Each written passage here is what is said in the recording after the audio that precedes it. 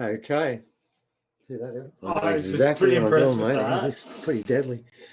Okay, now we can become semi-professional. All right, thanks very much for joining us for the last one. And next up, we've got Charles up. And it's an honour to have him on for two reasons. One, he's going to talk about some amazing sites in Victoria, stone arrangements, which is what we wanted to do this time around. And Ildy's going to do Egypt, so that's our theme, obviously. But it's an honour to have him on for a second reason, because over the last 10 years, maybe 12 years now, we've seemed to have incurred the wrath of virtually every university and academic in the country. And we are certainly a no-go zone. And there's quite a few academics that know about us, and some are sympathetic towards us, but they won't really actually have a conversation with us. We do have one professor, Professor X, really highly credentialed, and he's been fantastic. He gives us a lot of information. Doesn't believe all the stuff we're doing, but acknowledges the fact we're trying to do something. And we actually thought he was the only academic in the whole of Australia that could look outside the box. And then we came upon Charles. We found that he was looking more outside the box than even Professor X. So it's fantastic, because it means that not all of the academics are pathetic. It means that there's at least one person, and there's probably a couple of others we don't know about, but it gives me hope that out in the country we live in, there are some academics who can possibly look at things in a different way. And Charles has been doing this for quite some time. And he's obviously, I don't know what drama he's been through and what his friends have said to him as he's wandered off this path that is not approved in any textbook, but he's got it right. And he does a great presentation. He presents things in a way that's really easy to pick up and makes very strong points. And so it's a real honour and privilege to have him on. And he's going to be talking about some sacred rock arrangements in Victoria, possibly Wurdi I don't know. We haven't asked yet. We're going to find out anyway. But there is some amazing stuff there. There really is. And who better than someone resident of that area to share with people what's taking place there? It'll be a great presentation, and it's going to be done in a really easy to digest manner, which is the most important part. We do look for people with skill in that regard, and he has it in abundance. So over to you, Charles. And as you know, you have a gentleman from England who's watching every moment that you guys are doing, and I'm sure he'll be watching what you do now, but I'm sure you'll put on a great story for him. Okay, mate, over to you. Thanks so much for being with us. Well, thank you so much, Steve and Evan, and the honour is all mine to be in the distinguished company of you guys, and to see Hugh Newman here as well. That's absolutely amazing, because he's basically, I guess, the world leader in megaliths. So let's get started, and this is going to be a very interesting presentation. Do you see the title on the screen? Can you all see that? An ancient megalithic Aboriginal civilization in Western Victoria. And basically, it was very sophisticated, and that's what the contention is. And I've been looking into this since around 2015, when I wanted to find some megaliths here in Victoria, Australia, to study, because I couldn't believe that we didn't have any megaliths in Australia. I wrote an article for a local astronomy club that I'm a member of. They published it. I put that online. And last year, I got a phone call from my old school principal, because he used to live in that area where there were some megaliths in Western Victoria. And he said, Charles, I need to write a second edition of my book on Derrinallum. We'll look at that. That's where the megaliths are found. And he said, Charles, we need to honour the Aboriginal people in this. So this got me back into this. And I quickly started researching, because I wanted to see, were these megaliths actually real at one time? Because they were drawn in the 19th century. And I ended up writing 31 pages, and that's just the tip of the iceberg. And the conclusion is, yes, it was real, and it was real beyond imagination. The people who were here in Victoria, and who the Aboriginals, the Victorian Aboriginals, are descended from, were just as sophisticated as everything we see in Europe, in UK, in Asia, elsewhere. These were the megalith builders, the worldwide megalith builders, and they were living here in Victoria. And hopefully by the end of the presentation, many of you will agree or disagree with that based on what I'm going to present. And I hope you really enjoy it. And I thank so many people for being here. So, an ancient megalithic Aboriginal civilization in Western Victoria. And it was very sophisticated indeed. Okay, so welcome everyone, and thank you for being here. And thanks to Steve and Evan for this opportunity to present. And hello also to the Aboriginal elders who are watching. And after 4,000 years, and I say 4,000 years because there are biologists, biological archaeologists studying DNA, and Steve mentioned it earlier, saying there are connections with ancient India, and this is a connection that's 4,000 years old. They say there is a connection maybe around 2000 BC. The truth begins to emerge. And the reason that's so significant is that is when the megalith builders were in their heyday. And is that coming up properly? I'm just making sure. Is it coming up properly? Yes, it is edge of the seat stuff. It's amazing. Okay, so I'll full screen it again. Actually, I might leave it like that. Good. So here's the thing. Here's the problem we have in Victoria. Now, in the 19th century alone, unbelievable and sudden massive demand for basalt to build Victoria, railways, bluestone buildings, stone walls, streets, etc. 1 million people here by 1900 because of the gold rush in 1854. Gold found at Warrandyte near Melbourne, and then in Ballarat, boom. We didn't have many brick clay quarries, so they used stone. People wanted stone houses, resulting in tremendous, unknowable and unknown destruction of Victorian antiquities, burial mounds, stone circles, etc., etc., all raided and most of them destroyed just to get at the stone. Because when you have a stone circle, when you have a burial mound, all those stones, all those rocks are in one place. And usually, we heard earlier, they're near water. And that's what you often see with stone circles, with pyramids, with mounds. There's always a river next to them. There's always some water next to them. And that means plonk. They're going to plonk a village there, a town there, and they're going to use all that stone up immediately. And thanks to geomancy, however, some of the things that are actually going on in ancient UK that I've partly uncovered, and knowledge about megaliths and pyramids elsewhere, we can reconstruct part of what may have been. Now, that there is a dry stone wall from Western Victoria. And as soon as settlers came over from Tasmania in 1835 and started settling Victoria, they brought over all their sheep. Their sheep were suffering in Tasmania, foot rot, Tassie devil, and they said, we need a better climate for the sheep, they're dying. And they said, well, let's go north. And then they said, well, there's no rivers there. And it took them until 1835 to find a freshwater river, the Yarra River at Melbourne. And straight away, they saw that all of Western Victoria was it was a plain. It was already cleared. And they started building these dry stone walls everywhere, collecting up all the rocks they could find, just like Ireland, and unleashing their sheep. And unfortunately, the Western Plains is where I think there was a civilization, an ancient civilization of megalith builders, and it's where stone circles were found until about 1880. There were about 6 of them. So what happens when you plonk down 1 million ruthless, some of them very ruthless adventurers in Victoria by the end of the 19th century with no regard or care for Aboriginal antiquities or traditions? Now, bear in mind, if these people were living in Ireland or UK, they would say, oh, we better not touch those ancient stones. Their ancestors put them there.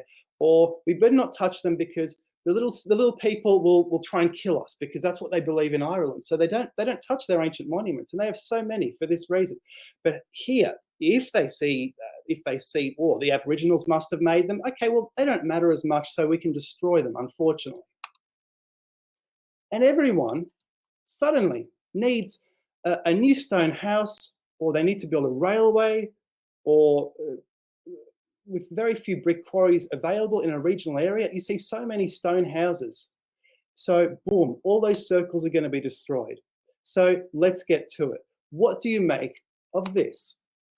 And this is a very interesting picture. We're going to talk about this artist later on. And you see down the bottom, it says stone circles near Mount Elephant. Okay, now here in the background is Mount Elephant, and there is a sunset or a sunrise. Here are two Aboriginals. It's near water. There is a stone circle in the background. Here, there is a kind of tent. And what's going on here? Why haven't we heard of this before? We're going to look at this artist. We're going to see, I'm going to show you photos of this location, which I visited. I'm going to show you photos of related locations, and we're going to prove that this was real, that it was only real for a few years when Europeans knew about it, and then it was very quickly demolished. And that demolition was probably triggered by the publication of this in a newspaper. So looking a bit closer, we see there's a nested circle. Do you see this thing in the background here in this diagram? We see little stones on the edges and big stones in the middle. And that immediately reminds us of Stonehenge, which has the trilithons in the middle and smaller stones on the outside. So straight away we can think, that's similar to ancient UK. So what the heck is going on here? And this has caused so much controversy that most historians and archaeologists today say this diagram is a European fiction. It's a fantasy. These stone circles never happened. But we're going to actually prove that there were megaliths in Australia, because the same archaeologists say there were no megaliths. Steve and Evan just showed you some photographs of megaliths in the earlier presentation, and we're going to show you more photographs of megaliths. Photographs, not drawings, photographs all over Australia, and many of these related monuments. So let's get to it. I'll full screen that again. So I believe the megaliths were real, and the ancient Victorian Aboriginals were sophisticated in terms of land use and measure. And just how sophisticated they were is beyond imagination. You're not going to believe some of this stuff. So it is actually the modern archaeologists, and I do concur with what Steve and Evan said, especially about brain sizes, our brain, the modern brain being smaller than the earlier brain, and that probably explains why modern academics are not able to understand, so not capable of picturing an archaeological landscape as the ancient wise men and women did in earlier times. And I guess so it's up to us, I guess we're the amateur archaeologists, it's up to us to find out. And I'm a historian, I'm not even an archaeologist. So let's try to step into their shoes. So we'll uncover in Western Victoria, possibly, and this is where we start to get a bit dramatic, a solar system of stone circles. That's right, a solar system. And you'll see why. You'll think, Charles, have you gone off the deep end? No, because what is being replicated, what was replicated in Victoria was also occurred in the UK, and it's just the same, and you'll see why. Built between two volcanoes, and these stone circles possibly stretched 38 kilometers on a north-south alignment between two volcanoes. So I'm excited. I hope you're excited too. So how do we find out the historiography? That is all the references about this stone circle, which was at Mount Elephant. And these two, McNiven and Russell, they have basically found everything. They have found everything, all the references about the stone circles. We'll go through them, and this will be very interesting.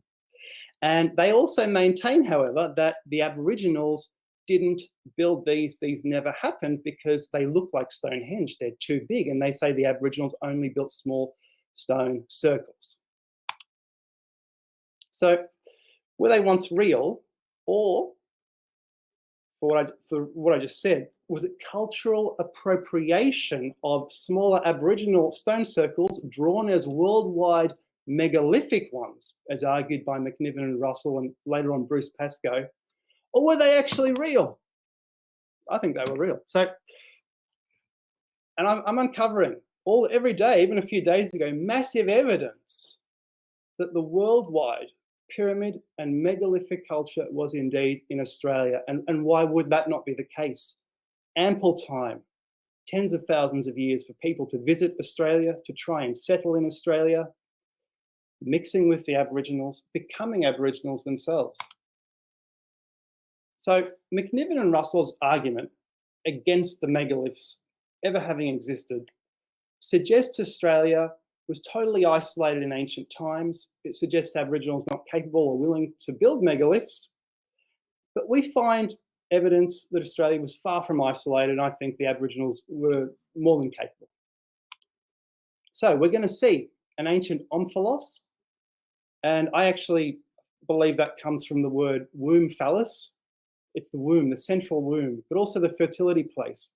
A central fertility place, a world axis in Victoria, a mountain, the biggest volcano in Victoria is where this was located, Mount Elephant. It's a bit of a coincidence, don't you think? And along which megaliths were laid out in order to map the land. And therefore, an ancient civilization of seafaring megalith builders, once having lived here in Western Victoria on the plains country, between Melbourne and the Great Australian Bight, because what they did here, I can see it's exactly what they did in the UK for many different reasons. The civilization died long ago, or it died actually in recent times when Europeans arrived. We'll see evidence for both. But the sedentary life of the Aboriginals living here before European settlement exposes them as the descendants of these megalith builders, because when you have a sedentary life, permaculture, agriculture, you get to have division of labor, you get to have a priesthood, you get to have stone circle builders. Not everyone has to be hunter-gathering all the time. And what is the relation of volcanoes to pyramids and the meaning of pyramids? Because that's it. We have to cover all these things. So, and we're saying, actually, like Stephen Evans said, that the ancient Australian culture was shared with not only ancient Egypt, but also Eurasia, which is pretty close to Egypt. And the volcano was the home of the creator and fire god, indeed. So I learned over time that historians and archaeologists really know very little, but they are good pretenders. They are good at saying, we know the truth because of this and this concept, which sounds very clever, and I sound so clever, therefore it must be the truth. And they're blinded by this. So this is who I am, Dr. Charles. My name is Polish. I've got Polish parents, and I did a PhD on Robin Hood. And part of my education was discovering what I just said, discovering that academics really know nothing, because I investigated the historical Robin Hood. I presented to my professor some evidence of the earliest Robin Hood legends in Latin. I said, mate, this sounds like the historical Robin Hood, read that. And when he read that, he was speechless, and he was reading this in Latin, and he said, this sounds like classic Robin Hood. And I uncovered a whole revolutionary movement in England in the 1230s that even medieval historians, which I am, don't know about. And I said, well, how come they don't know about this movement? How come they don't know about this guy who's like Robin Hood, 80 men on horseback, no one could stop him or knew who he was, throwing coins to the poor. And this professor was very good at Latin, and he told me most medieval academics can't read Latin, but pretend to, hence they don't know about this guy. and I've written a couple of books, Confessions of the Gods on Ancient Astronauts and In Search of the Origin of Pyramids. So I've been studying pyramids and all this stuff, which is related to the stone circles intimately for a while. I've been investigating the West Victorian Plains for the last 7 years, and I run a walking tour business. Okay, so that's my pyramids book. That's my ancient astronauts book. Some of the stories that Steve and Evan talked about the ancient aliens, they are similar to stories found in the full version of the Mahabharata. Okay, so basically when I studied Robin Hood, I discovered that academics actually know very little about the past. Has anyone heard of something called the Community of England? It was a revolutionary movement to remove the fact that England became a papal state in the time of King John, and they were attacking clerics coming over from Italy. And you don't hear about this in medieval histories from medieval historians. And it taught me, and I'm saying here basically, look, the reality is better than movies, but it taught me if medieval historians don't know about this popular revolution in England 800 years ago, how would we know about Victoria 10,000 BC to 2000 BC when megaliths may have been constructed? And that there is it. That is Mount Elephant. That is where the stone circles were found. And yes, someone wrote, wow. Yes, indeed, wow. It's an amazing place. I'll show you pictures from it soon. So we'll investigate a website which introduced me to the mystery, former megalithic sites, what remains, etc., etc. And we're going to see that there was a world axis between Camperdown in Western Australia and Derrenellum. We'll look at the mentions of the circles, and we'll look at whether the fact the artist, that picture I showed you, James Waltham Curtis, did he imagine the circles, or were they real? And we're going to say, look, there is no way he forged that drawing. It wasn't in him to do that. So the website that introduced me to the mystery. So I'll full screen that again. So look, stone circles at Mount Elephant. In 2015, I was thinking, right, I want to explore, I want to find some stone circles. I came across this website and it showed that picture that I showed you of the stone circles. And then it said this, and I'm going to read this just in case the writing's too small. February 2011. You were right in assuming the stones were used for building materials. One of the stones is in the local wool shed, in a local wool shed doorway. I have a photo somewhere of 6 Stonehenges between Camperdown and Mount Elephant by a New Zealand newspaper, maybe the same paper that took the one you have. I contacted the paper to try and get all the glass plates, but they had been bought out by a big media operation and they threw the old stuff away. Some of the old round mounds can be seen from the air apparently. My uncle was a pilot and was quite well versed in Stonehenges around the world. Australia has 3 main sets of them, one of which was near Mount Elephant. The farm at Mount Elephant Station has some too. My uncle flew the area around Mount Elephant in the 1970s and found several sites where the stone circle remains were. All the big stones were gone for building purposes, but there were enough remnants remaining for him to find some of the rounds. One local family let him on their property to record some of the sites to see some of the stones in buildings.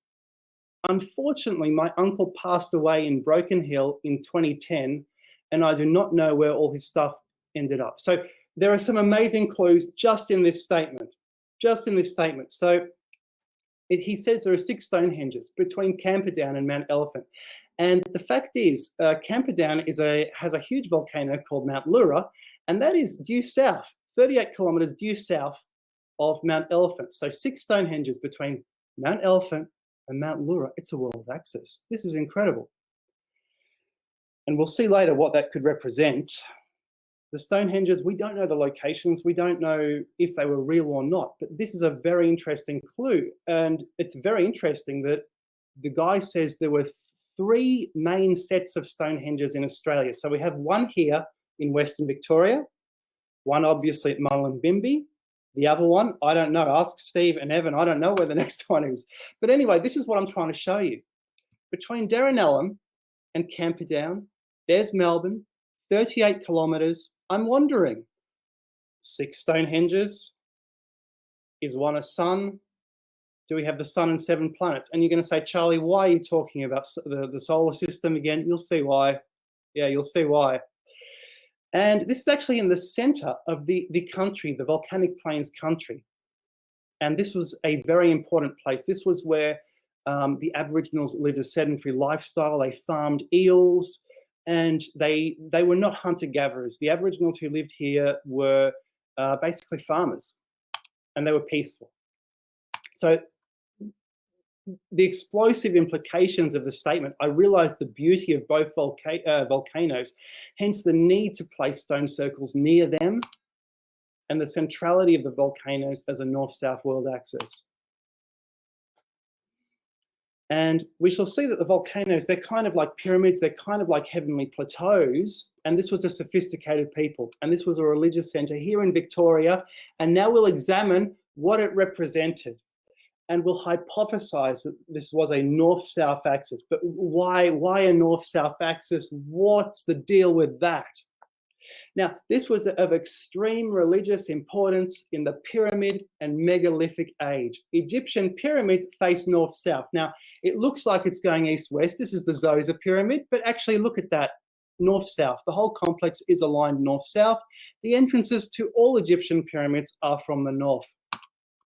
These pyramids here, the 4th dynasty pyramids, although they have east-west facing causeways for the rising sun, they all face the north because they have a north entrance, even the little ones. So this was something in the past. Now, this is the Chinese Stonehenge, and you're going to say, Charlie, that don't look like Stonehenge to me.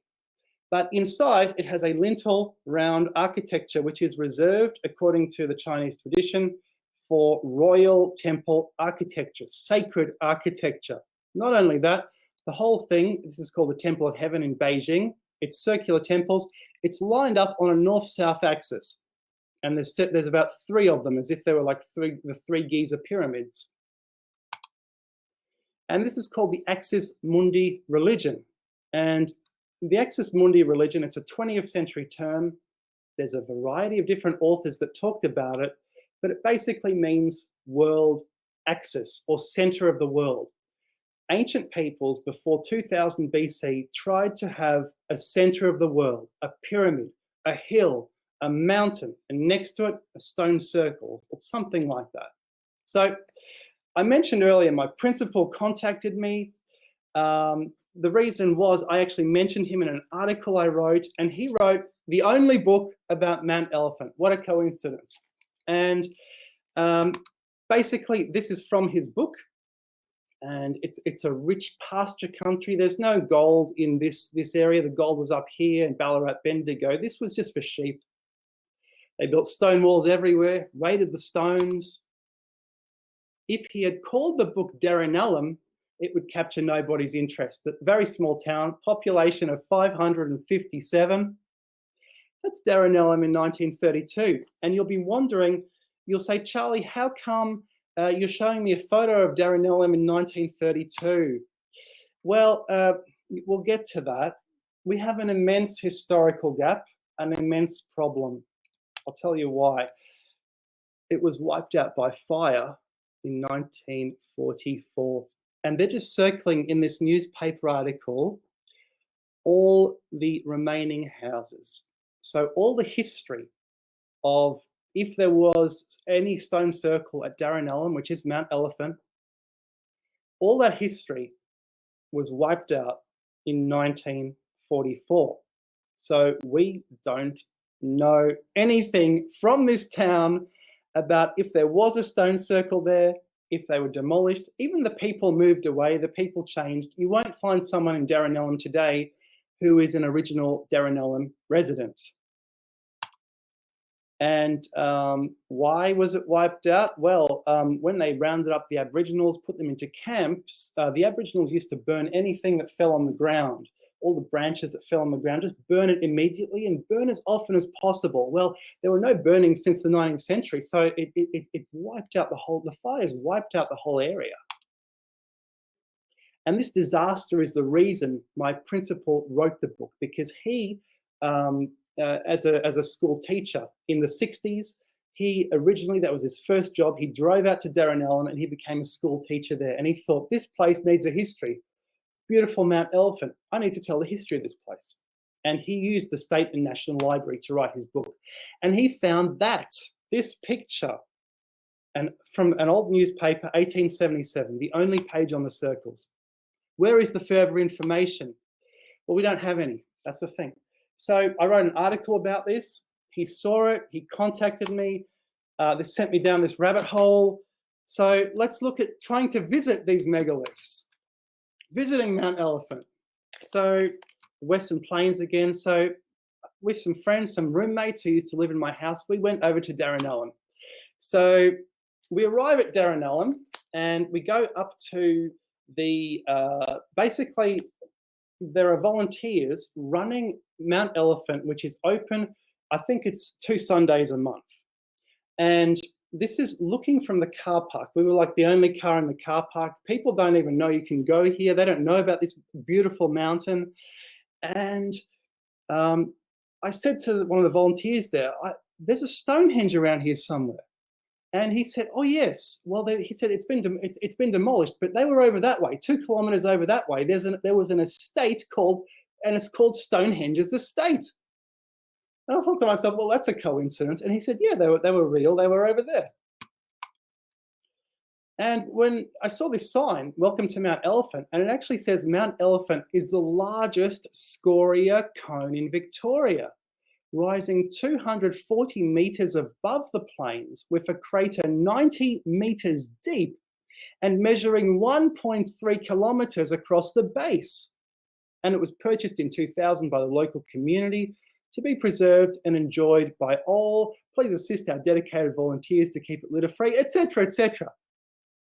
So if the circles were real, then the Aboriginals just happened to choose the most dramatic looking mountain or world mountain, which was in the center of their the Western Plains, which is where the Aboriginals, the settled Aboriginals lived. Isn't that a coincidence that if it was fake, that, you know, that wouldn't be why did they choose the center of of their land and the biggest mountain to place their stone circles? Why? And we're walking, and it's a long walk to get up from the car park. And it says, yes, protected, native plants. And we're walking up the hill. This place is absolutely phenomenal. It's enormous. The views are incredible. This is in the crater. There's stones piled up. Okay, interesting. And it is just beautiful, phenomenal country. And you see these hills, and they remind you of mounds in Europe or in Asia, things like Silbury Hill. A mound on top of a plateau. That's interesting. And excuse the bird poo on there, but this shows you the geological features you can spot. And look, Mount Elephant, it's the biggest volcano around. It's in the center of the Western Plains, the center of their world. It reminds one of the Great Pyramid being centered in Egypt, or Silbury Hill being centered in England. And yes, it is centered on an old map. I'll prove that to you. And due south, Mount Lura. So basically a world axis. And you see, that's one of my friends who's up there. You see how massive this area is. It's just absolutely phenomenal. And yes, someone said, is this Ivo Costa's site? Yes, it is indeed. And it's a huge area, a huge world mountain. So that's the crater, enormous. I'm not sure what these rings are up here on the top right. And of course, you know, we didn't find any stone circles. If they were 2 kilometers off, look, no one knows where they are, where they were. I've noticed here on top of the hill, there seem to be 2 marker stones. And I was wondering, what does that point to? Does it point to something over there somewhere? But there's nothing to be seen. That could be Camperdown down there, Mount Lura, but it's really hard to tell. But from here, you can see all the ley lines going in different directions, all the mountains. So that's why this mountain was so important to the people who lived here. And also these stones on the top, they look awfully suspicious. Here's a kind of cairn. I'm not sure what's going on there. Someone's piled up stones there, but these stones here, they're laid out in alignments, in lines. I don't know what's going on. There's an awful lot of them as well. And you see how tiny the people are walking on this huge mountain. And a brilliant view. Just brilliant. And you can see a long way, because it's the highest mountain around. This is the mountain the people would have come to in order to survey their empire, their surroundings, their country. And so this is why their holy people lived here. And this is why they may have built that Stonehenge. And it's got a nice big crater. It's like and this is why it's called Mount Elephant. It's got a body and a head. And a pregnant mound on a plateau.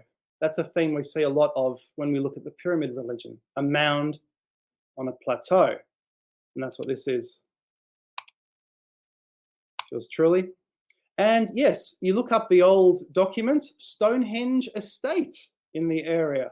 That's a coincidence. Okay, so if they're fake, why would the farmer, the landowner, call his estate after Stonehenge? That sounds like a lot of a stretch.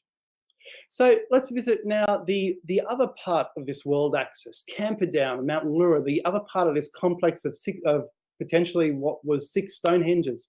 So it's down there, Mount Lura, in the center of their country. And straight away, Camperdown, it's got this beautiful clock tower, amazing. So you walk in town, we're trying to get up to that hill there. So boom, we have something. When we get to Mount Lura, that looks like a kind of artificial mound, but it's completely natural. It looks like a silvery hill. That's what I've written here.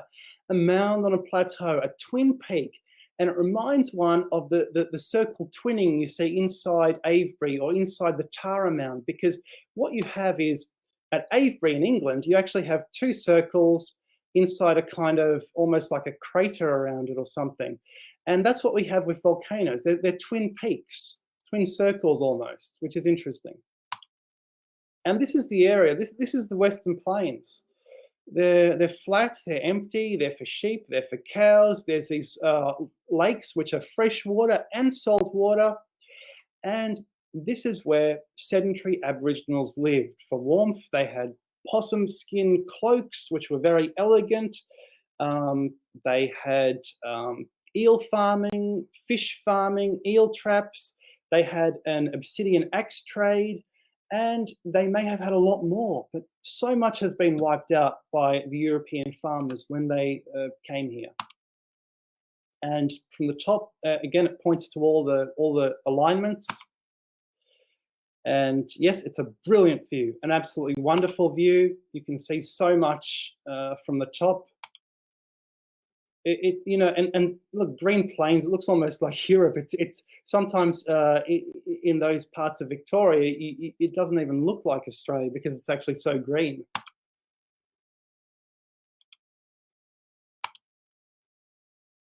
That's inside the crater. And the crater of this volcano is a very unusual place. It's very strange. There's actually stones at the bottom of the crater, and you see here it is in the center of this whole volcanic plain. And just beautiful views. And these sugar loafs nearby, these are called volcanic scoria, and these are all over the place in the area. So they would have seen this, it's a sacred place where these burial mounds are, and where these sacred burial mounds are, they're on a massive scale. So is this a place of the gods? And the pub. And so these former people, these ancestors of the Aboriginals, ancestors of the Victorian Aboriginals, megalith builders, if they built megaliths, they actually chose this whole region, even including Melbourne and Sunbury. Sunbury is close to Melbourne. I went to Sunbury to look at earth circles, and they remind me of ring barrows in the UK. They're used for initiation. They're on the sides of hills. And they're under houses, behind barbed wire, and in people's McMansion backyards because the developers have had a free run to destroy the place, basically, unfortunately. So it's an incredible hilly landscape. That's what it looked like before the Europeans. So is it like the Seven Hills of Rome? This was obviously a very sacred place to the Aboriginals because you don't really find these earth rings elsewhere. I think there are a few in New South Wales, but you really don't find any more Victorian ones unless you're in Sunbury. And I believe there's 5 in Sunbury.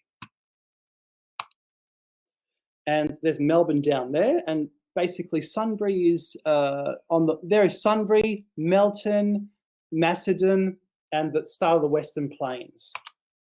And I was looking and looking for these earth circles, and I only found one. There's one supposedly on the hill here. I didn't see it. Maybe you need a drone. And I was walking down people's driveways. They were wondering, who's this guy? What's he doing? I was trying to get like behind their houses into the fields behind to look for where the circles were. And I concluded that the Google coordinates must have been off. Nearby that, I found this. What the hell is this? A prehistoric quarry? It looks a bit weird. It's like the ground is collapsing. What's going on there? Some cut stones, possibly. And this is the only one I found beyond this barbed wire fence with a hill due south. And it was actually an egg-shaped thing pointing north-south. And it says, yes, it's an Aboriginal site. Don't walk there. But you can look at it over the fence. And, you know, the better photos are black and white photos. Before, there were masses of houses everywhere. And that's basically what one of them looks like. And it's the circle that I saw, it was an excavated circle. And the excavated circle reminds one of what you see in ancient Ireland. They're called fairy rings. This is one in the UK. Now, it's not the same as a ring barrow, but what you see in Australia is more an excavated circle. But here in the UK is an excavated circle. So it's Castlereagh, ring barrow, UK. And to me, it's so similar to what you see at Sunbury, which is quite interesting. And they're very similar to the Irish ring forts as well. So I allege that people studying ancient Australia will have to confront the fact that ancient UK is very similar. Australia was not isolated in ancient times. People visited, whether the Egyptians came here, whether more people came here, whether people went from here to there, or whether they went from a third country to there and to here, who knows? But Australia was not isolated. So William Buckley actually confirms that there was a civilization in Western Victoria. And we have a saying in Melbourne, Buckley's chance. It means you've got Buckley's chance of surviving, which means you haven't got a chance of surviving, but he did survive. He lived in Australia in Victoria by himself for 25 years. He was an escaped convict. Sullivan Bay, 1803, the first attempt at a colony in Victoria. And it was a camp on a beach. They ran out of water. They tried to have a harvest for one season, and it didn't work. So they were going to go to Tasmania, to Van Diemen's Land, to Found Hobart, and Buckley and 2 others said, no way, I'm not leaving. They went off into the bush. They escaped. The other 2 disappeared somewhere, and Buckley was on his own. And what he did was, and so someone's actually written, it would be better to have the presentation screen being quite large and the speaker smaller so we can see the images more clearly. Is it possible to have just the presentation screen taking up the whole thing? Oh, even better. Perfect. Yes, that's the way. That's awesome. Good. Okay. So, Buckley what happened? This is what happened. He found a spear in a mound. Okay. A spear in a mound. This is an Asian burial practice, the Kurgan burial practice, to have a spear to leave the weapons of the warrior with the dead. And so it's also being used by the Aboriginals in Victoria. And he picked the spear out of the mound and he went walkabout with it, and he encountered a tribe of Aboriginals. And one of them said, "You must be the ghost of my dead brother," because that's his spear. And so he kind of used this to live with the Aboriginals. And he lived with them for 25 years until they founded Melbourne, and he was kind of recaptured but then pardoned. And that's fascinating. Now, clues from William Buckley. So we saw he escaped from Sullivan Bay. He lived with the Aboriginals for 25 years. And guess where he lived? He lived in Western Victoria, where the circles were. He talks about constant warfare, but he also talks about sedentary permaculture life, which is gardening, having plants that work in harmony and farming those plants for food. But this depended on the tribe. He said some tribes were warlike, some tribes were very peaceful. And he wrote a biography. And so agriculture is massed farming, but permaculture is a garden. And he could live at one of these gardens for months and months, or eel farms with his tribe for years. And he's not cited by Pascal, unfortunately, but I think it's an extremely valuable first-hand account. And he talks of demands for stone axe tribute, which sounds like the vestiges of civilization. And I may as well read all this. So they had a notion that the world, this is William Buckley talking, that the world was supported by props, which are in the charge of a man who lives at the furthest end of the earth. They were dreadfully alarmed on one occasion when I was with them by news passed from tribe to tribe that unless they could send him a supply of tomahawks for cutting some more props with and some more rope to tie them with, the earth would go by the run and all hands would be smothered. Fearing of this, they began to think and inquire and calculate where the highest mountains were and how to get at them and on them, as to have some chance of escape from the threatened danger. Notwithstanding this forethought, they set to work to provide the needful and succeeded in this way.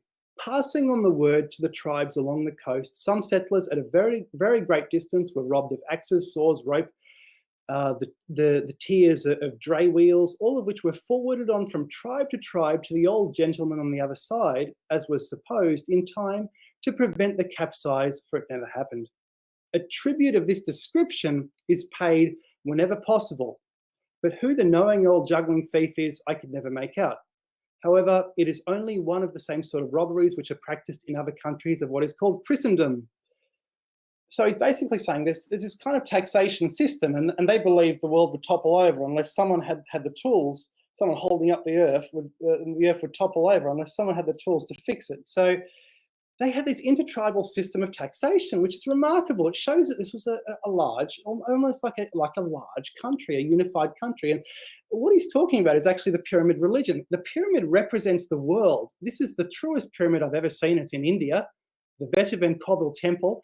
And these things are holding up the world. There's 4 of them. Whoops, there we go. That's gone. Let's go. Let's show Navigator. We can go back to it. And this is kind of similar to what was envisaged.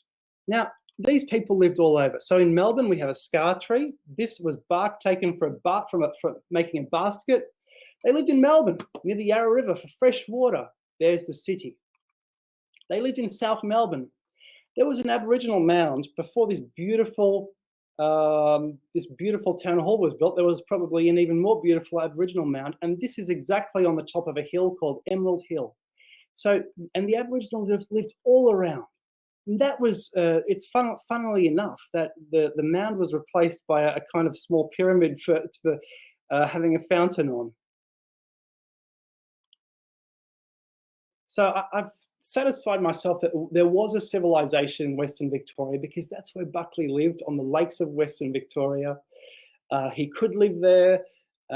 He mentioned sedentary life with the Aboriginals, so why couldn't their ancestors have built megaliths there? We've seen a huge omphalos, and we've seen that there are actually remarkable similarities with ancient UK, but it's not just the UK, it's worldwide.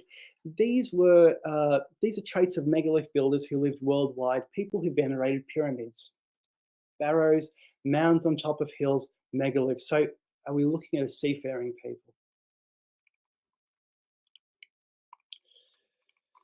Other megaliths in Australia, and you know, I tell you what, there are so many. We're dealing with worldwide prehistoric themes. We've seen Richard Patterson. He wrote a book on megaliths in Australia, in New South Wales at Mullumbimby. And there was a serpent which pointed, this is a serpent, and we've seen in the previous presentation, it points to a triple mound in the distance, like the Giza pyramids. And I spoke to Patterson about this because I told him that actually at the Serpent Mound in Ohio, there I am at the Serpent Mound in Ohio, it's actually pointing to a pyramid in the distance. So I said, does this pyramid point to, does this serpent point to something? And he said, yeah, it does. It points to the triple feature. And so, you know, it accords to what I've been saying here. The serpent head here, there's the sun setting at the solstice. It's setting next to that pyramid. And this was just a few days off the solstice, setting near that pyramid. Incredible. Incredible. And apparently a Scottish serpent does the same thing.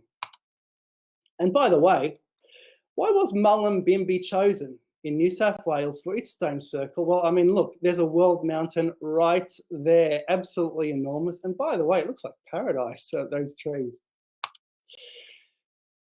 By the way, it's a crescent moon. It's like a boomerang.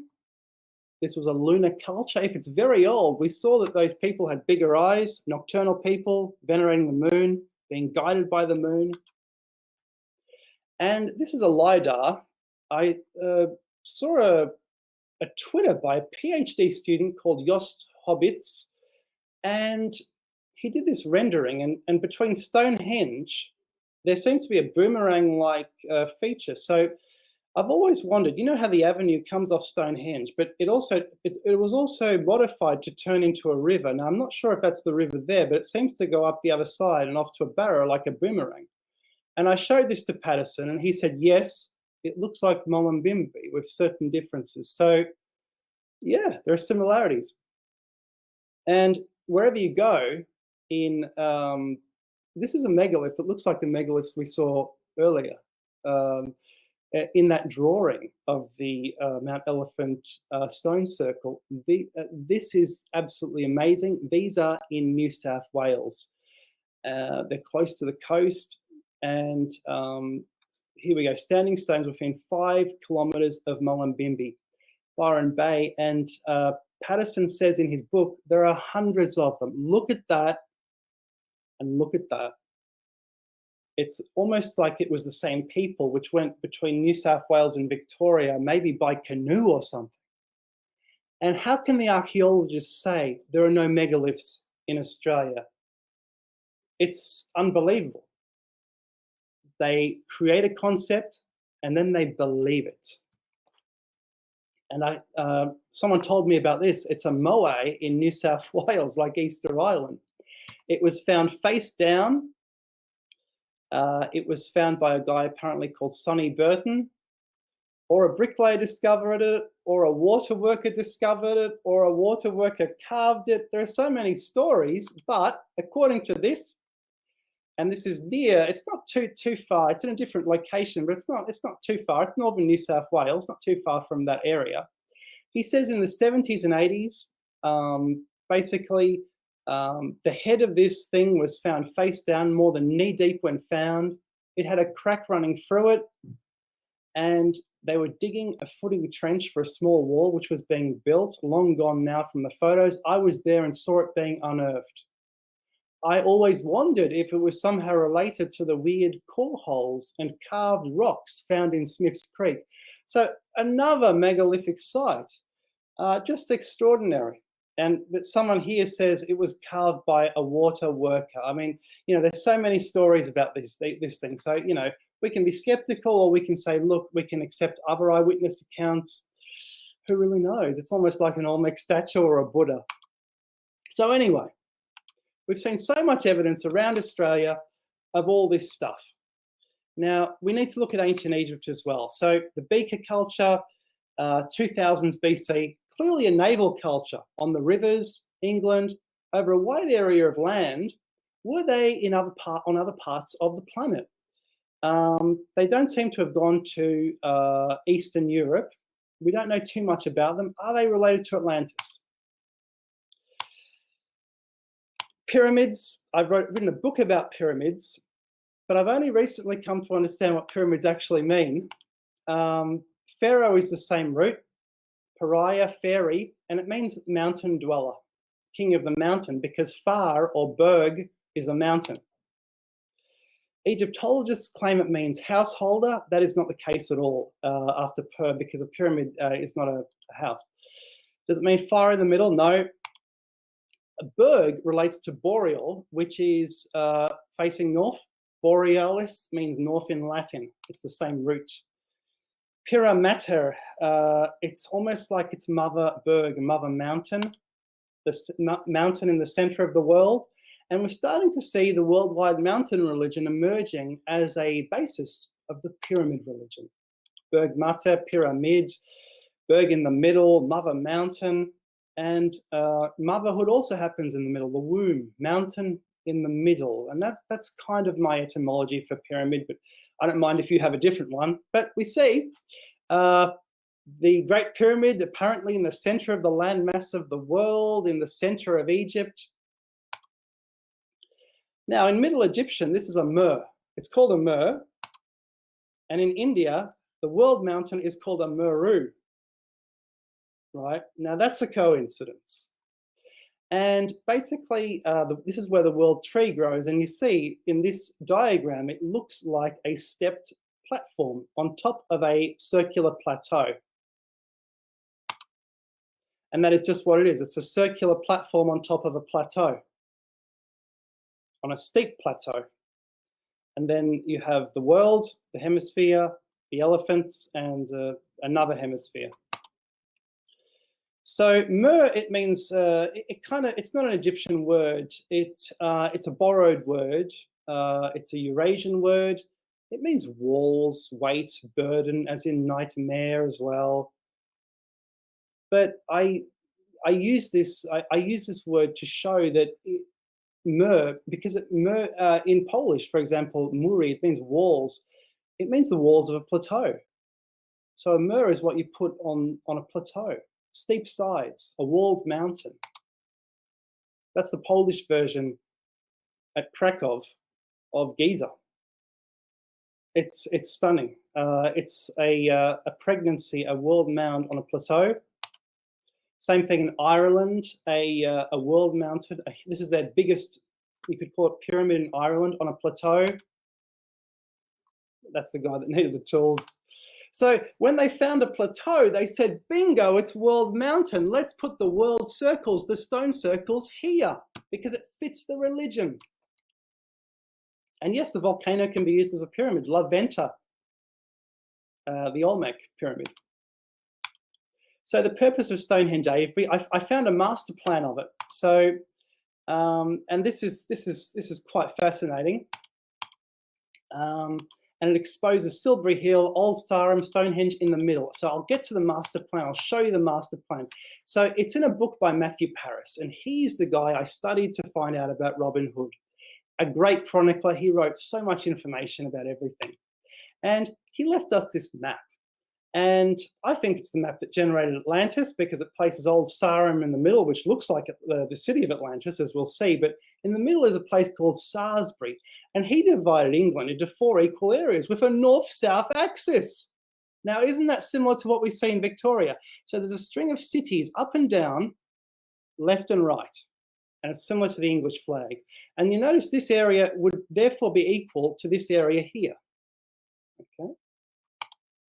And in the middle, Salisbury, Silbury Hill, Salisbury Plain, where Stonehenge is. This is the map that generated the placement of Stonehenge on an axis, a world axis. And I discovered this is actually called the Duke Lee line. A guy called Edward Duke came up with this in the 19th century, and he said, well, it's a solar system, because you have these temples along the Duke Lee line which correspond to the planets, with a Silbury Hill corresponding to the sun.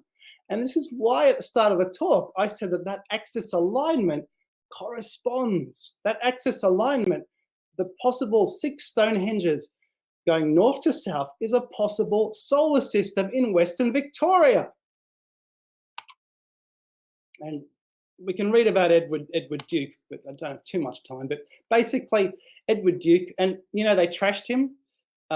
They said, "It is a curious fact that lunatics will never believe they are insane," wrote the Wiltshire Trust. And they said he was a foolish young man, and they didn't actually know that he was actually an old man because they were thinking about his son. So they trashed him, and they didn't know who he was, just like what happened to Slater with regards to Mullumbimby. So basically, this is the axis along the Duke-Lee line, and Duke, whether he was right or wrong, claimed it was a solar system, and it was on this north-south axis. And Saturn corresponds to Stonehenge. And so I put the Duke-Lee line on a modern map because, do you remember in that old map, it corresponded to equal areas. And with Google Maps, you can actually plot the area. And here we have 70,000 square kilometers. And if you take the end of the map as Hadrian's Wall, you find that this area is almost exactly equal to that area. So these people not only were seafaring, which is how they measured area, but they were incredibly sophisticated, geographically sophisticated, and they ordered their country along a north-south axis with Avebury, Stonehenge, and probably other temples along this north-south line. And you see the same thing in Victoria. So do you see how amazing this is? Silbury Hill, close to the middle. It's a circular pyramid, World Mountain. Old Sarum, also very close to Silbury Hill. It was a fortress in ancient times. It's the center of that medieval map. I think it corresponds to Atlantis because Atlantis was a mountain with ditches carved around it, and that's what we kind of see at Sarum. But I'm sure there are other mountains with ditches carved around them as well. The city of Atlantis was. East-west roads, north-south. And there's geometric relationships associated with it. There are other north-south alignments found in Britain. This one includes Scotland. This one's called the Belinus line, and it's different from the Duke line. So the prehistoric people did this many times, and they made different lines to measure out the land for economic exploitation. And it's a rainbow serpent meeting place as well, because basically they saw, this is close to the center, that's Silbury Hill. Old Sarum's off here somewhere. Look, this is a serpent, two serpents meeting. And they used to think serpents copulated by the female swallowing the male head, which is just fascinating. And so this is the two serpents copulating at the center of England, at Avebury, which was at the center of the old map, at Silbury Hill, the Omphalos, and you see there is a north-south Lee line going from the hill past this, so people would walk this way, but also east-west, and this is at the center of that old map. Incredible. And so it looks like Mr. Watkins actually didn't come up with Lee lines as he claimed because of that Duke Lee line that was discovered in the 19th century. So I think he was a little dodgy. And that's the flat plateau on top. In the European conception, it's a flat plain on top, then there's Midgard, there's hell below, a tree grows on top. And a book I read about some of this stuff in relation to Silbury Hill, in relation to Avebury. This is a snake's jaw. It doesn't. The two sides of the jaw do not meet here. I believe this Stonehenge is also two sets of snake jaws, and these blue stones are the teeth because they're sharpened like a snake's teeth. And you actually have two intersecting rings. Originally, one was a snake's jaw, and these are snakes, a rainbow serpent going across the landscape and meeting in a central location. One jaw there, rainbow serpent. And this is the purpose of stone circles. And I think that's a serpent at Stonehenge. That is the head of the serpent. No one knows this is a serpent, but it is. And I'm sure it would point to the solstice or to May Day. The body would point in a different direction. And I believe that's a solar system too. These are planets. Speaking of Mayan myths, I'll mention Hugh Newman because I saw that he was going to watch. He discovered these British style megaliths at Jibal Chatun are, in fact, at this site, this Mayan site. They had these alignments, like you see the avenue at Stonehenge, like you see the pyramid causeways, and they had these British-style megaliths as well in this oldest site in the Yucatan Peninsula. Fascinating, fascinating. The head of the serpent, no one knows it's a serpent, but you see, look, there's a barrow in the head. It swallowed the sun, which is a Mayan myth. Same thing as this guy here. Fascinating. And these are the ley line alignments. You see one, there's a road going north-south, there's a road going east-west. So it's a central location. World axis. Fascinating. So we have the same thing happening in Victoria. I'm going a little bit faster because I don't want to run out of time, but basically a guy called John Batman, he colonized, he was the one who colonized Victoria from this pub in Launceston because he needed somewhere for his sheep. And guess where they settled? Western Victoria. That was the first place, that was the first Victoria there, the district of Port Phillip, because these plains were already cleared because of the volcanoes or because the Aboriginals clearing the land with burnings, because here it's all forest. So they settled just where the megalith builders settled because it was rich land. Isn't that fascinating? And then later, that was Victoria, the district of Port Phillip. And then they said, let's not be greedy, let's make it a bit smaller. Okay, so the historical mentions, and there are many.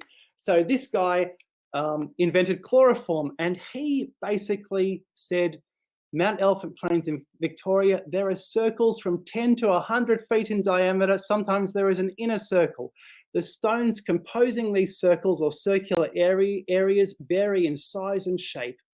Human bones have been dug out of mounds near the circles. The Aboriginals have no tradition regarding them. When asked about them, they invariably deny knowledge of their origin. So I discovered that this guy, although he was in Scotland, he had a nephew living in Geelong who must have sent him some information about these circles. In 1872, Monuments of Unrecorded Ages, it says, even in Australia, in the colony of Victoria, there are to be seen in numbers, sometimes a circle within a circle as at Avebury, and without any tradition among the natives. Now, that doesn't mean the natives didn't build them. They're not actually saying that. They're just saying, well, I mean, the natives might have been wiped out by this stage, unfortunately. And then the New Zealand Standard article, stone circles near Mount Elephant, Victoria, and two are shown near the mountain, the sacred Omphalos. The Aboriginals are viewing it, and there's a sun there. Are they viewing it at sunrise or sunset? And there are two passages there which are paraphrased from the earlier things I've just read to you. And this is just the conjecture found in the newspaper article, but it actually says in many places of the world there are rude stone monuments which are a puzzle to antiquarians. We don't know what they're all about. And it goes on to say that it actually says, we cannot fail to see in these stone circles some mystic connection with primitive religion. The corroborees of Australia, wherein lighted boomerangs are whirled about, are graphically described by Captain Stokes and Sir John Lubbock. And he noticed a similar dance practiced by the natives of Virginia. Okay, so are there also Newgrange style structures? Because a guy called the Reverend Peter McPherson said, while thus illustrating the fact of stone rings, and he said this in 1884, extending around the oven mounds of the Aboriginals, it may be noticed that the circular arrangement is also carried out in the case in which a whole mound consists of half a dozen stone ovens formed in a circle around a central oven. And I was reading this thinking, what the hell is this guy on about? Because I've never seen anything like this anywhere. Of course, it is not our purpose to enter upon the subject of the mystic stone circles in Britain, India, and other countries. Yet in passing, we may note the fact that here are such materials which, along with others, will one day help to throw light on the origin and migration of the Australian race. Perhaps it should be mentioned here that the magnificent Stonehenges, consisting of monolithic blocks 8 or 9 feet high, represented in the illustrated papers of Melbourne and Sydney a few years ago as existing in the west of Victoria, he says were works of imagination, except insofar as they seem to have been modelled on the plan of the Druidical temples which are found in various places in Britain. Okay, that's what he says. But because he talks about the oven mounds, look, that's what he seems to be talking about. Rocks around a mound. And you actually see this in UK. So in trying to dismiss an idea, he substantiates it. Worldwide megalithic culture here in Australia. And that's in Anglesey. I believe that's what he's calling an oven mound. And he says there's a large central mound surrounded by smaller mounds. Well, this is in Russia, and it's pretty much the same thing, but before it was destroyed by excavation. Finally, a surveyor says they never existed, but if they did exist, they were shelter circles for providing shelter from the weather. And I'm thinking, what's he on about? And we're not done yet. In 1897, a guy, a local historian, said stone circles are numerous in the colony of Victoria, especially in the western portion, where megalithic blocks 8 or 9 feet in height surround a space varying in diameter from 18 foot to 50 foot. The stones in the smaller circles are generally about the size of a man's head. These stone circles are almost always in close proximity to oven mounds. And to me, I'm writing here, that sounds like circles with barrows, oven mounds. I think that's their word for barrows, round barrows. That's pretty clear to me. And the rocks which were used possibly in the megalithic circles, they seem to occur naturally. They're basaltic columns, that's pretty clear. Giant versions of what Curtius depicted, natural, columnar, basalt. The Wurdi Yuang circle, 10,000 years old, is very real. It's between Geelong and Melbourne, which is the Western Plains. And that's some drone footage of it. And there are some things depicted in the landscape. I'm not sure if they're serpents or animals or what they are nearby. It's fascinating. So there are stone circles. So the McNiven and Russell argument that these might have been exaggerated, it suddenly becomes weak. Because they're saying, okay, the circles are in the right location, but they say they couldn't have been megaliths, but megalith builders built small and large circles. They always go together. That's the problem. And that's the problem with the argument in appropriated pasts. And so they actually say the megalithic circles attempt to dissociate Aboriginal people from the past. And I'm saying, well, you don't need to make that argument. You can say the Aboriginals did build the circles. Why not? And they say the circles near Mount Elephant are an extreme example of this disassociation process and European repossession. Well, the Europeans didn't repossess it, they demolished it. So to me, that's a head-scrambling argument. Whoops. So Dark Emu, a very famous book, and Bruce Pascoe echoes, just to paraphrase very quickly, he echoes their argument. He says the Europeans were attempting to dispossess the Aborigines, make the stones look huge. A guy called Peter O'Brien in Bitter Harvest, he criticised that. He said there is no argument that exists. No one ever tried to dispossess the Aborigines of this by making them into megaliths, because no one ever said the Aborigines couldn't have built them because they're too big. No one said that, and he's right.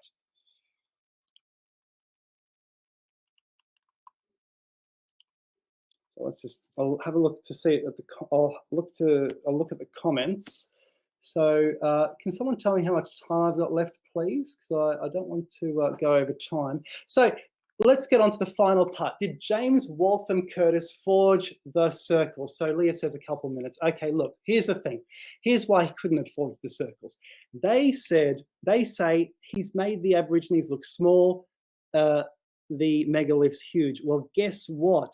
That's what they did in 19th century artworks. They make the people small, the landscape huge. This is part of the Illuminist artwork, the Hudson Valley School, which was at the time of Curtis, this artist. And this artist, here's the thing, he never exaggerated. I looked at all his different artworks, and he exaggerated nothing. Lights at the MCG, 1877, the Stonehenges, look, the skirts of the Otway Ranges. He didn't exaggerate. And he wrote a book, guess what, on Ballarat, on traveling around Victoria. He drew parts of Ballarat. And so what I got about from his character is that he was a very conscientious artist, and he wasn't prone to exaggeration. This man here, Thomas Welton Stanford, the brother of the guy who founded Stanford University, was his patron. And he loved that Curtis presented the Australian wilderness as it actually was. This guy hated the later Impressionists. He wanted it as it was, and that's why he loved Curtis. And he said, look, Curtis presented things as they were. So let me just read a little bit about Curtis, and then we'll finish off. So this is what he wrote about Curtis after Curtis died in 1901, the artist of those Stonehenges. He wrote, unassuming, patient, devoted to the pursuit of his art, and absorbed by a love of nature. He was devoid of that spirit of self-assertion and of those popularity-seeking devices by which so many men of inferior powers and capacities to his own contrive to keep themselves before the public eye and to achieve notoriety and with it financial success. On Curtis's death in 1901, it may be said with truth that no painter, with the exception perhaps of Bouvalot, has brought to the rendering of the Australian landscape such a comprehensive sympathy, poetic feeling, and high technical ability as Curtis, while in the precise and delicate expression of Australian colouring, even the Swiss painter cannot be allowed to go unchallenged. But Curtis's pictures breathe the very atmosphere of the bush. They are thoroughly characteristic of Australian scenery, from the foreground, which is always strongly and sharply brought out, through all the graduations of distance until the vapour on some off hill melts into the sky. And one more, here we go, from his biography. Of the technical quality of the artist's work, it is possible to speak in terms of warm praise without being betrayed into exaggeration.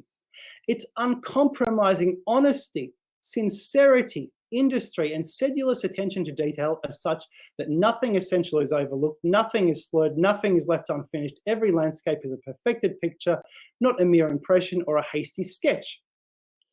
And studying nature out of doors and brought face to face with her in her manifold aspects, he could not fail to perceive her completeness and the high finish of every detail of her marvellous handiwork. And he felt that it would be treasonable on his part if he omitted to imitate her in those particulars, while at the same time subordinating detail to general effect. Hence the feeling of satisfaction experienced in contemplating his landscapes, because every feature on them is clearly and well defined. It's like surveying a scene portrayed on a canvas through an open window. And so basically one of his top pictures was that Cathedral Stillness, which sold for £60,000. And Curtis, I'll show you his picture. He actually, there's Curtis there he is. He learned painting here in order to capture the beauty of Australia. And he died at 62. And in reading his biography, in reading about his honesty, it became apparent to me he wouldn't have committed a fraud. He wouldn't have forged these circles. If he drew them, they're real. So I ask you, does what you have just seen, does that sound like a fraudster to you? It doesn't, and he wasn't. So I don't think Curtis was remotely capable of creating an imaginary circle in an artwork, in a series of woodcuts, which depicted real parts of Victoria for a newspaper. That wasn't his style. So the circles were real, laid on an axis between the Dardanelles and Camperdown volcanoes, and were seen as the Mount Merus, or the centre of the world, by this megalithic civilization. So just as Stonehenge and Avebury are laid on a similar north-south axis in order to measure the country by area, we can presume the same is true here, bisecting the area of this ancient country. So the Victorian Aboriginals have inherited this amazing tradition of geomancy, and we can see that what is in the UK backs up what is here in Victoria. So do you think there is a lost megalithic civilization in Australia in the wait of all this evidence. And thank you. I hope you enjoyed this talk and the discoveries within. Thank you very much. Okay. What do people